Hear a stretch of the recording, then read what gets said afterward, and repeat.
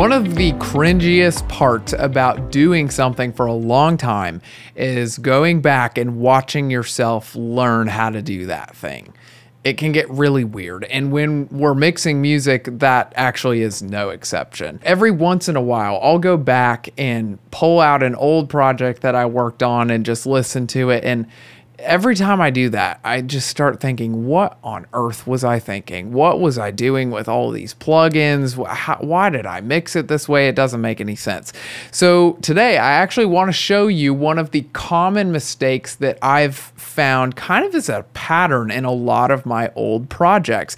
And I wanted to make a video about this because as I've watched over the years, many other beginning mixing engineers try to learn this mixing process, I've actually noticed them make the exact same mistake in the same way.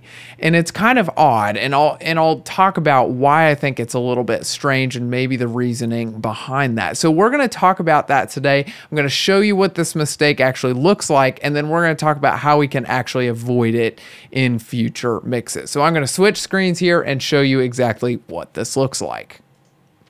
Okay, we have an EQ here, and you may be looking at this EQ and you think, I don't see any problem with this. What's the problem? It looks like the EQs I make all the time. Okay, so we're going to break this down and figure out why this is a problem. But to understand that, you have to, let's go over and review what an EQ is for. Why do we use this tool and what are we trying to accomplish? So an EQ is used, we've got a frequency spectrum here. It starts around 20 hertz, goes all the way up to 20,000 hertz. We've got multiple bands, and each band can be moved around and used to either add or subtract volume from a specific group of frequencies. So if I've got a microphone that has a bunch in this low mid range, I could take this thing and scoop that out. And what that's going to do is help kind of bring those low mids down and kind of balance and even out the tone of the signal as a whole. So we use it to kind of manipulate the tone and create something that either sounds a little bit more pleasing or blends or mixes better with the other tracks in our project. So that's what an EQ is for. Now, when I have an EQ that's kind of set up like this, the first thing that I notice is, okay, what exactly have we accomplished with this kind of a pattern? We've basically taken the whole frequency spectrum and then just boosted it. So we essentially just turned the entire track up. Did we really accomplish what we were setting out to accomplish with this plugin? So that kind of brings up the question that if this is the error that I see routinely in my old projects, as well as a lot of times with beginner mixers, why is it that we always err on the side of just turning everything up? Well, I think the answer is that our minds are kind of wired to think that when we just turn something up, it gets a little bit louder, it sounds better.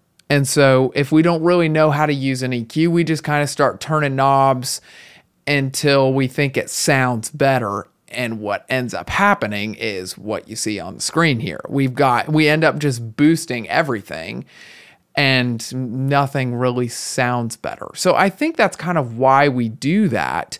So now the question is, how do we avoid this mistake? I think the first step is you really have to understand what an EQ is for.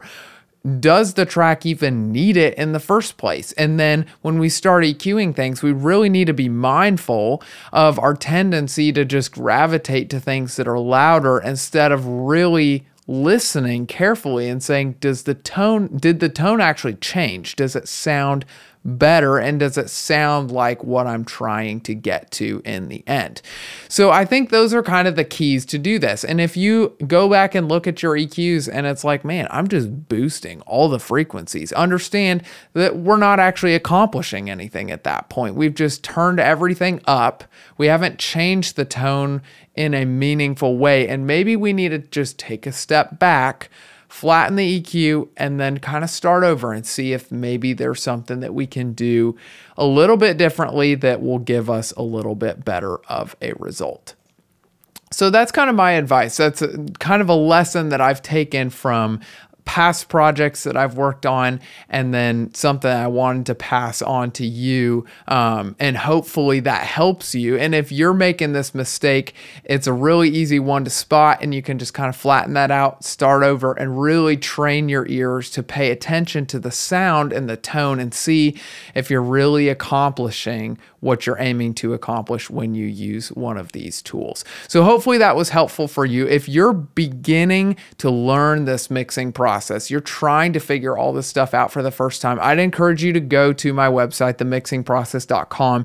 And on that website, you're going to find a free download called the 7-Step Mix. And this is a mixing guide that'll walk you through the 7 steps that I take in every single mix that I do. And it'll walk you through start to finish, give you a simple, systematic process to follow, kind of teach you how to take each of those steps and come out on the other end with a mix that you're actually happy with. So this process takes time, and sometimes having a guide to walk you through that is really helpful in that process. So if you have any questions about this or anything else that you're working on in your mixing process, feel free to contact me in the comments below, or you can contact me directly on my website, again, themixingprocess.com. Thanks for watching. Hopefully this was helpful for you. Hopefully you can learn from some of my mistakes and go forward and be even better at what you do. So thanks for watching. We will see you next time.